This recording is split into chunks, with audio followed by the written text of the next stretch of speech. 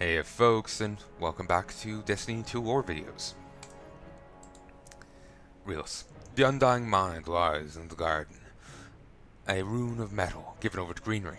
A barrow rising out of black soil rich with nitrogen and torch. Everything in the garden becomes off the garden eventually. Shed, leaves decompose and fertilize the soil. So do the broken and unspoken ideas of everyone who can find the end of the maze. So do the wordless songs of the vexed gardeners. They walk between the leaves, encouraging growth, laying down their bronze pathways, the only straight lines in all the garden's tangles. The Vex weave themselves into the garden, and the garden returns the favor. Harpies patrolling the air as the goblins on the ground, their veins wafting in the still air on their endless, untiring rounds. The pathways lie dull against granite. No power runs through them, not since the heart stopped beating. But the Vex of Soul Diverse have programmed themselves to worship the darkness. It has given them power before, and the Vex understand time. What has happened before is somewhere still happening. What will happen is now happening. Soul that lies foul for a season will recover and produce again. Power that wanes will wax again if the ground is ready for it. The harpies stop where they are, a shudder running through each of them in order from one end of the garden to the next. A flicker, a wash of power coming from somewhere distant. Pulse. The power it carries lights up the pathways. The mind's eye blinks for a bare moment. Under its blanket of lichen. The power passes through the garden, overruns the Vex machinery with it, floods the network beyond it. A moment held like a shore after the tide rushes out. Motes of something that isn't dust shake in the air. The bronze pathways hum, a counterpoint to the goblin's song, and the garden's door vibrates with them. He's had this hallucination before. It's not that good as hallucinations go. Predit's radio is talking to him, voices rising out of his static. Wishes it would be at least a familiar voice, a, a Patton, a Takeo, a Cabor. He would even take a mirror at this point. He turned his head towards the radio. His cheek scrapes against granite. It hurts vaguely, the same way everything does, muffled by too much time and not enough light. You said it already, tells hallucination helpfully. It squawks. I did? When? Last time.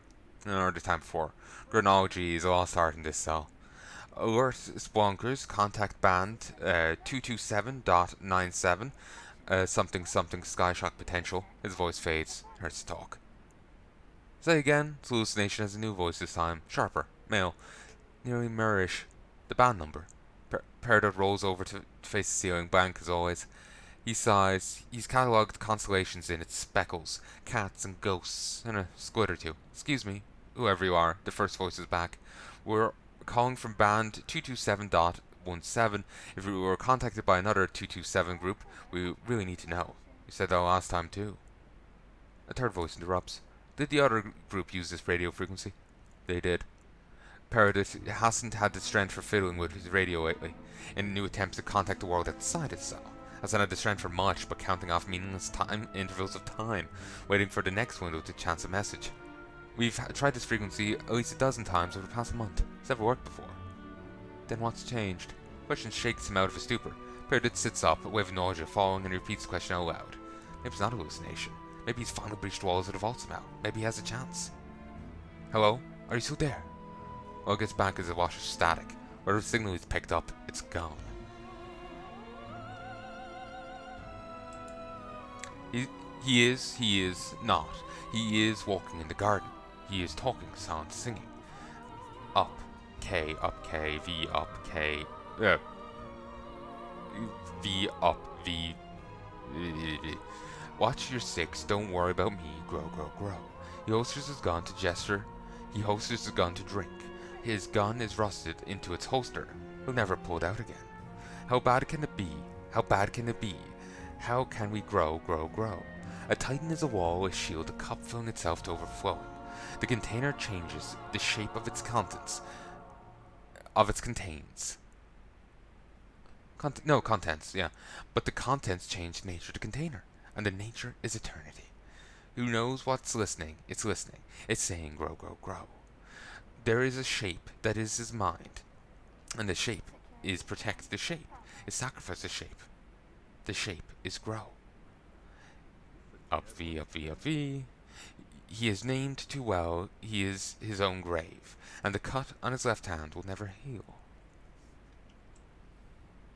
That was unnerving. Peridic was watching from his cell for longer than he knows how to quantify, sitting inside, looking out. He's seen so many different timelines, there's no way to know which are real. From a certain point of view, they all might be. Actually, remind me of some, like, mindfucky, like, fanfic I've read before. I know, just hit me on a weird level. That's hit me on a weird level, too. Ugh. Some things he recognizes. He sees the Traveler often. Not this bit, the previous one. The grow bits, especially. Some things he recognizes. He sees the Traveler often, though he can't feel its light through the bars of his cage. Sometimes it hangs over a city so familiar it makes his heart ache. Sometimes it hangs in an alien sky, and foreign shapes make airy loops around it. Ghosts of unrecognizable make. Some visions he gets once, while others come back over and over again. Recurring image. Piece of the Traveler cracked off from its body lying dug up in a forest, with a small figure standing in front of it. The figure changes every time, but the sickly glow of the Traveler doesn't. The different guardians, the main guardians coming to it. Once he sees a vision of himself, straight-shouldered, warm in the Martian sun, standing between Cabor and Patain. Cabor's helmet is familiar. It's one Peridot helped make. He was a defter hand with spinfall illumination than Cabor ever was. Cabor had won that helmet barely 5 years into their life as a fire team. Worn it for 6 months, 6 straight months, till he cracked it in half in the Crucible. That vision makes Peridot weep. Desiccated as he is, he didn't think he had it in him. The vault shows a Mercury again and again, recognizable only thanks to the scale of the sun in the sky. Sometimes there's rubble hanging in space, a planetary ring still forming. Sometimes there's nothing but rubble, and when he turns, he doesn't see any of the other planets in the system. Gone, somehow, eaten down to crumbs. Peridot wouldn't mind those visions so much if he could only feel the warmth of that colossal sun. His hands are always cold in the vault, here in the vault. He sees waves of aliens across the solar system's threshold, merging into the light from outside the heliosphere. Some of them travel with the air of eager, conquering armies, paint fresh and banners snapping. Some of them move as if they're on the run from something behind them, out in the galactic dark. Watches the movement of the Vex. He learns to tell them apart. The shining silver ones, the brass ones with back-swept horns, the ones with eyes glowing white. Occasionally, scattered among them are pockets of Vex stained with verdigris. Their arms trailing sprawls of moss. All the other Vex keep away from those ones. Twice he's seen other Vex fight the mossy ones. It looks like the other Vex are frightened of them as much as Vex can be. Some timelines have veils run over them, darkness too thick to see through. They push back against Peridot's sight, resisting. All timelines he sees could be true for some living thing. He doesn't know which are true for him. Doesn't know if that's a meaningful question to ask. He asks anyway. Keeps looking. There's no reason not to. He's got all the time in the world. That is truly hell. The pulses are stabilizing. The voices come true often enough now that Peridot has been introduced to their owners. Sundarish, Eshi, Shim, and Dwayne Nide? It's Irish, I can't say it. Yeah, that wouldn't be Dwayne. That's an Irish name. Dwan? I don't know. Send Mom a message. She should know how to say it, and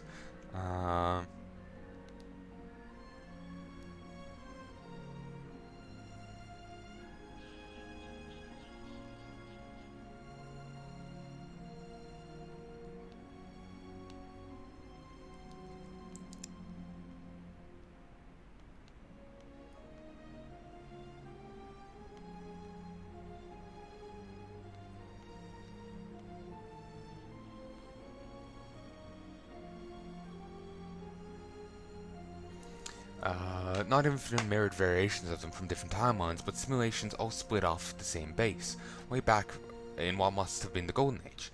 Some have grown far different from the progenitors, some have not. We have to base the modifications on an assailable system, one Don, maybe? McKnight says he's either from 227.13 or 227.204. Voices have been bickering in his ear for what feels like hours. The insaleable is a total experiment. It was proved impossible, says another. Some people parroted his herd, their own worst enemy. The case of Dwayne McNaid, this might be right. An impossible machine could be the only solution to getting out of an impossible prison. So how do you propose to build it? Finally, a decent question. Perdit jumps in. What materials will we need, hypothetically? We're limited by what I've got with me. He's in contact with 6 groups of them, all based in Vex network systems near Venus. They must be within ambient of the vault entrance, whatever that means. Ambit. There are more of them further out, both in the solar system and in the Vex information networks. Up to 221 more, apparently. There must be some way to contact them too, to use whatever let them contact him, and go even further, till they can figure out why now and what's happening, what the Vex are doing. What do you have with you? That's Maya, Dr. Sundrish. Brisk. The others listen to her when she speaks. He's 3 guns, 2 disassembled down to their casings for parts, 2 boxes of physical ammo, 1 Omolon energy cells he's been using to power his radio. He stripped his armor down long ago, made a comm unit from his helmet, and pulled fine coils of wire from the conductive pads on his gauntlets, and steel plating from his boots. In his pockets he's got lint and the wrapper from a candy Hanan tossed at his head half an hour before they entered the vault. It's worn soft and folded into the shape of a crane. No ghost. Her loss is one thing he's never gotten used to after all this time in the vault. He still wakes up some days expecting the small weight of her on his shoulder. Anything to etch circuitry with. If you give me 10 minutes, he's got a laser pointer and the focusing crystal out of his Omon rifle. While he works, all the Chiomas hold their own discussion. If Predit exists physically, even if the space he's in isn't strictly real, he has accesses we don't, and vice versa. Maybe together we can get something to work. I believe a story about the Traveler, one of them says. Doubtful. 227.1's Chimoa, more skeptical than the others. I've believed weirder, another one of them says cheerfully. She pauses and adds, do you remember the first thing we saw the Vex do? Go for Maya's throat? No, jump into that frame. Clear through the air. 6 Chimoas rattled their fingers against the radios in unintentional polyphony, thinking. Think we're close enough to Vex at this point to use one of their tricks. 227.18's Chimoa turns right. What's a little more tightrope walking between friends? Pridit lifts his head from his former laser pointer. How much of a chance does this actually have of working? This was Shim, usually the quietest. Oh, negligible, but it's better than chasing after tech disproved centuries ago. Pridit doesn't have enough salvage parts for boat trawls. It's one or the other. It's a choice they can't undo. They take a vote. Pridit marks the tally with screws on 2 adjacent flagstones. 227.18's Chimoa gives first eye. It's unanimous. They're taking the leap. Remember, she kept hearing her former captain over the radio. Must be this guy. I've forgotten his name, so if she's ever said it. Describe time. No, really, give it a go.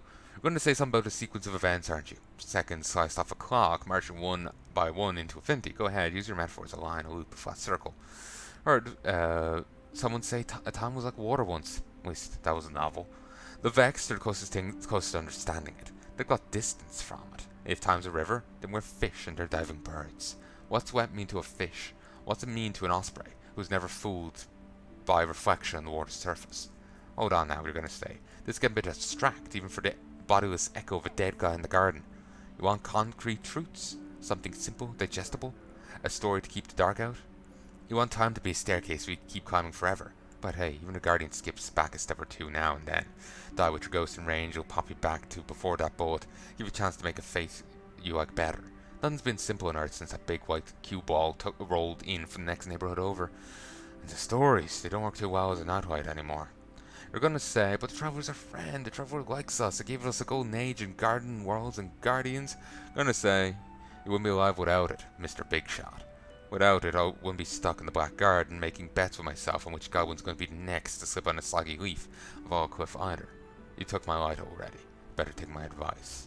I know the void's still calling, but I've come untethered. Can't reach it anymore.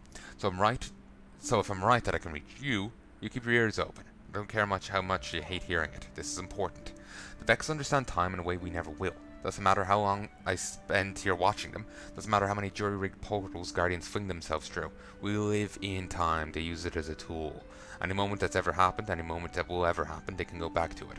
Play it again till they get it right, simulate it. Light's a counter to that. They come back, a Guardian comes back. They simulate an ending, a Guardian tears through it, stalemate. But Vex in the Garden, they bend the knee to the Garden's heart. It gave them power till he got lucky. The Vex outside, they made a different calculation, they run. But the Vex inside made the same deal you make, every day of your unnatural life. And who's to say that deal won't start paying off for them again sometime soon? You can understand the Vex, and you don't want to understand the heart. But is your ignorance any more forgivable when it's willful? Lots of questions and not a lot of answers. Better take care or you drown in them. Surely as you drown in time, whether it's anything like a river or not. You see? Joseph. The pulses from outside the vault come quicker now. More copies of the Ishtar Collective team arrive, using them for a boost, leapfrogging in from the dark. Their messages are getting out there, out to the ends of the Vex network. The pulses are getting strong enough that Shim thinks they have a chance to boost data even beyond the network to physical reality. Whatever physical reality means to them, they parrot it at this point, lifetimes deep in Vex projections. Predit is attuned to the rhythm of the vault. When another pulse lines up with that momentary weakness that lets his radio work, he pushes the message through. It doesn't bounce back, it's gone through. He whoops raggedly, a dozen Ishtar Collective scientists return to cheer. They start to send messages scattershot whenever they can, whenever the pulses climb high enough to boost their signal. That works for a while, then pulse gets too strong, starting to destroy the integrity of the messages. Instead of skimming along the top, riding the wave, messages tumble through it and shake apart under its power. If they're getting strong enough to unravel data, it could be they're getting strong enough to carry something heavier than a pile of code. So to try Predit thinks, anything is at this point. Something, it's coming, a tidal wave's shadow looming over. Every timeline he can see. Its peak rises sharp over the earth, breaking the Terminator's arc with a deeper darkness. The city can't escape it. Predit carves messages into the last functional pieces of his gear, anything that can serve as a bottle for his messages, thrown out on time's ocean. What does the Guardian pay more attention to than their equipment? He'll catch someone's eye somewhere. He knows the wave is coming. More visions flicker past him now, burning after images into his eyelids. More timelines, a possibility or eventuality. He doesn't know, lost in encroaching dark. He knows they won't be able to handle it alone. He knows they need a warning. They need to know what's coming soon. Okay, 1 second. Hey folks, and I'm back. Before starting that screen to make sure I'm 52, 53, 54, 55. Before starting that screen to make sure I'm going, and it actually acknowledged the on pause. I've recorded some things that don't acknowledge the F commands when you're actually in the game. I think Stalker was like that, I can't remember anymore. Which is going to bite me in the ass when I go back to it. 227.97. Here's how it goes. You, Maya, Shim, and Don McNaught take your first cautions, sliding steps out into the Vex information network. You get your footing. You've got to translate everything in the metaphor to understand it. Here, and this is like tightrope walking on greased line. You and Maya line up into each other. Shim slips, and you help him up. You explore. You go on. 227.3.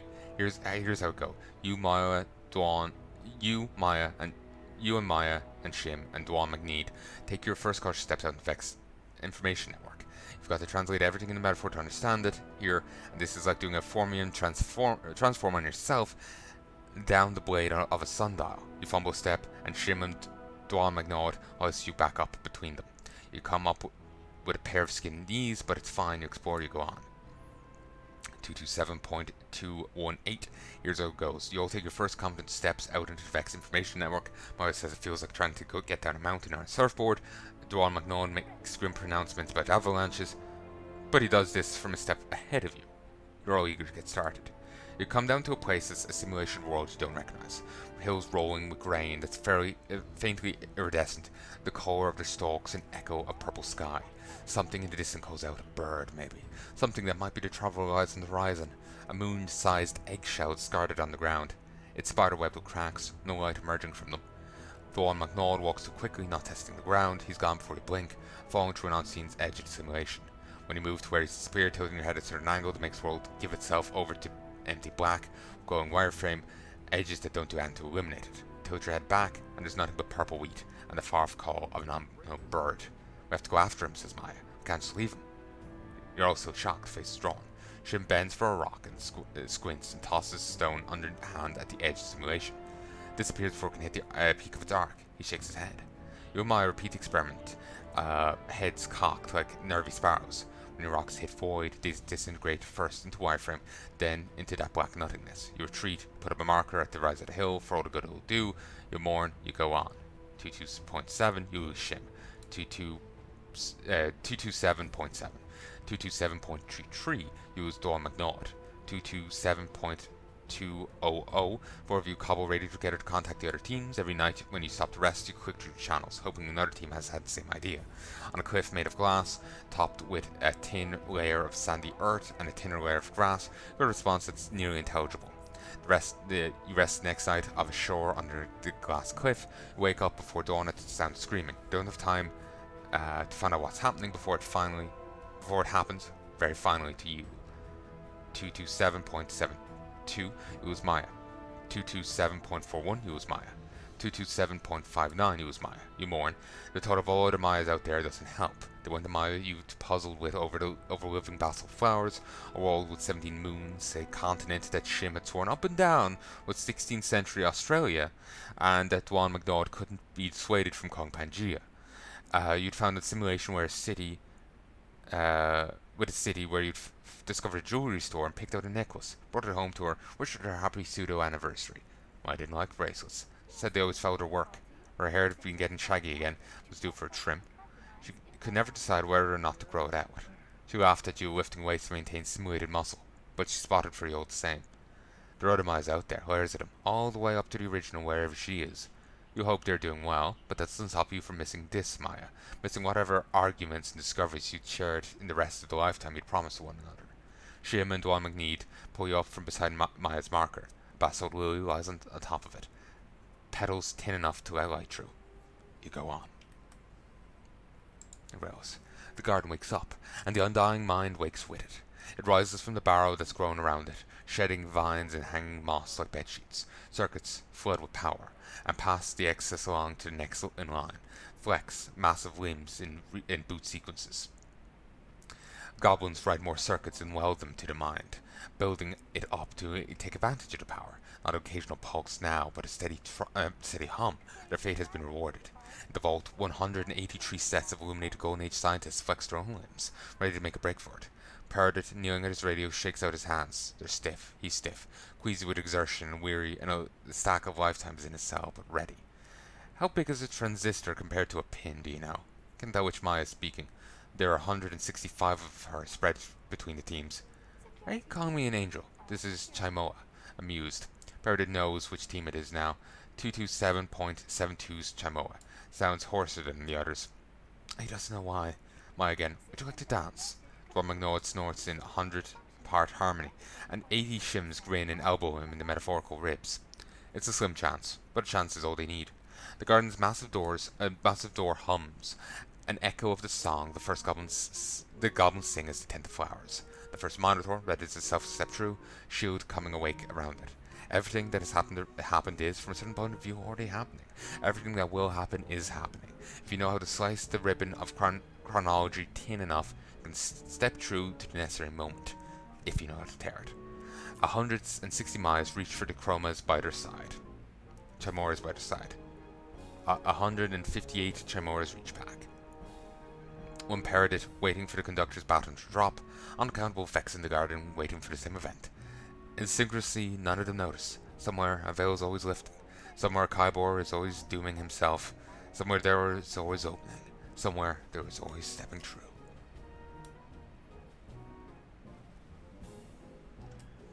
Okay, that's really depressing. Like, sweet Jesus Christ. So, I sincerely hope you've enjoyed War Time. I read those three one after the other. Duck with MT. Didn't I see a duck with a gun before recently? But anyway, I sincerely hope you've enjoyed this, folks, and I hope you join me again soon. Till then.